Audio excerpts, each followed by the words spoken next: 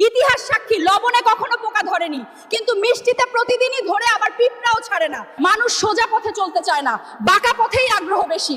তাই তো মদ বিক্রেতাকে কোথাও যেতে হয় না, কিন্তু দুধওয়ালাকে বাজারে দাঁড়ে দাঁড়ে ঘুরতে হয়। আমরা সর্বদা দুধ বিক্রেতাকে বলে থাকি, দুধে জল মিশাননি তো? আর মানুষ মদে জল মিশে খায়। আজ পর্যন্ত মানুষকে এতটুকুই চিনলাম।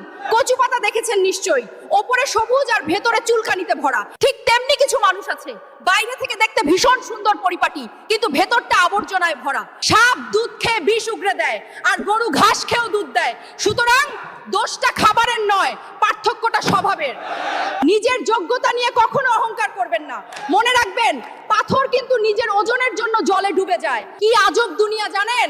যার চোখে ঘুম আসে তার কাছে ভালো বিছানা নেই, আর যার কাছে ভালো বিছানা আছে তার চোখে ঘুম নেই। যার মনে দয়া আছে তার কাছে দেওয়ার মতো কিচ্ছু নেই, আর যার কাছে দেওয়ার অনেক কিছু আছে তার দেওয়ার মতো মনটাই নেই।